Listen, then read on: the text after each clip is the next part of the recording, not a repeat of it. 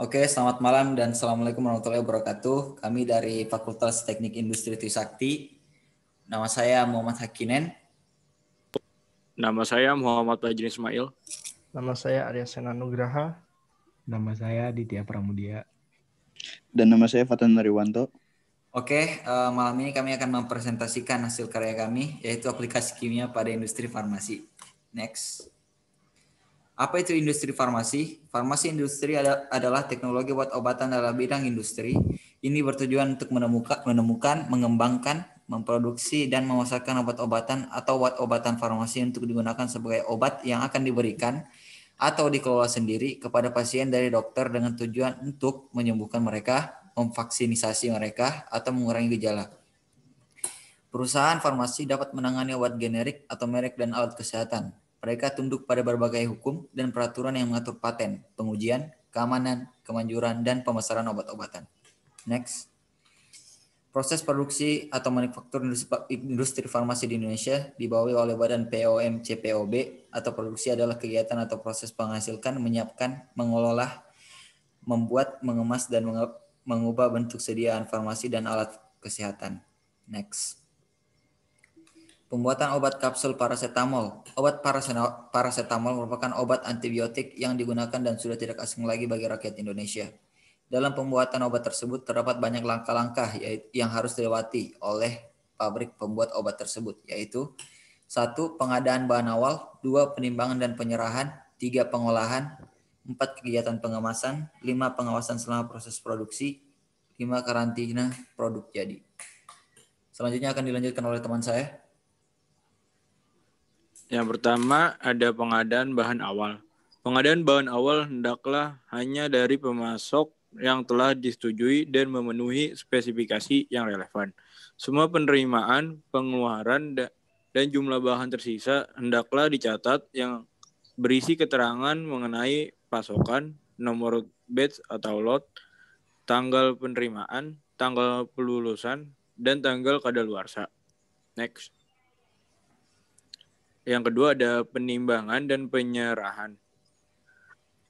Penimbangan dan penyerahan bahan awal, bahan pengemas, produk antara dan produk ruahan dianggap sebagai bagian dari siklus produksi dan memerlukan dokumentasi yang lengkap. Hanya bahan awal, bahan pengemas, produk antara, dan produk ruahan yang telah diluluskan oleh pengawasan mutu dan masih belum kadaluarsa yang boleh diserahkan. Next. Oke, yang ketiga ada pengolahan. Semua bahan yang dipakai di dalam pengolahan hendaklah diperiksa sebelum dipakai. Semua peralatan yang dipakai dalam pengolahan hendaklah diperiksa dan dinyatakan bersih secara tertulis sebelum digunakan. Proses pembuatan parasetamol dengan mereaksikan panofenol dan asetat anhidrat terlebih dahulu dilarutkan dalam tangki pelarut. Kemudian larutan yang dihasilkan dipompa menuju reaktor untuk direaksikan dengan asetat anhidrat.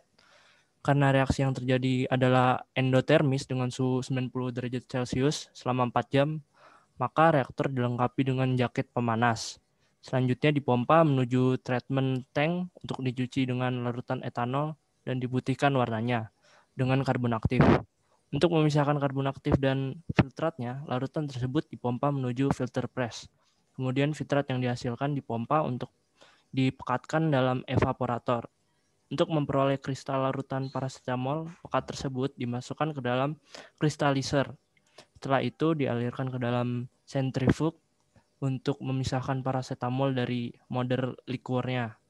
Pada proses yang terakhir, kristal parasetamol yang dihasilkan dibawa screw conveyor menuju ke rotary dryer untuk dikeringkan guna mengurangi kadar air. Untuk memperoleh ukuran yang seragam, 100 mesh. Kristal parasetamol yang sudah kering kemudian dimasukkan ke dalam ball mill.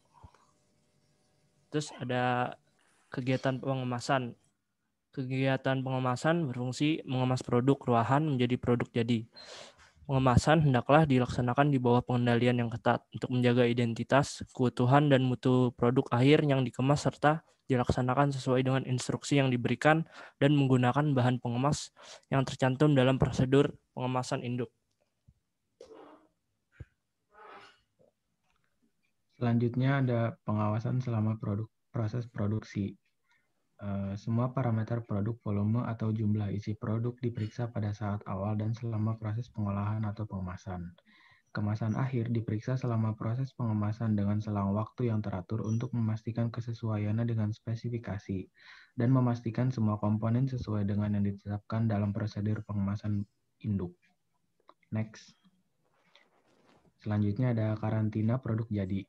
Karantina produk jadi merupakan tahap akhir pengendalian sebelum penyerahan ke gudang dan siap untuk didistribusikan.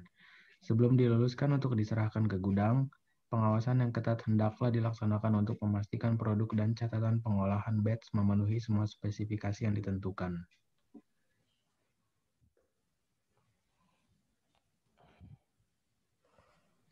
Pengolahan limbah industri farmasi. Proses aerob. Overflow air limbah yang berasal dari proses anaerob akan mengalir ke dalam bak aerob, sehingga zat organik yang masih ada diuraikan kembali oleh bakteri aerobik. Sebagai nutrisi ditambahkan pupuk NPK secara kontinu sesuai dengan kebutuhan. Proses aerobik dilakukan pada bak terbuka dengan kedalaman kurang dari 3 meter yang dilengkapi dengan aerator tipe injection. Dengan lumpur aktif sebanyak kurang dari 20% dari volume limbah dan proses berlangsung secara kontinu. Proses anaerob. Air limbah setelah dinetralkan kemudian dipompakan ke bak anaerobik.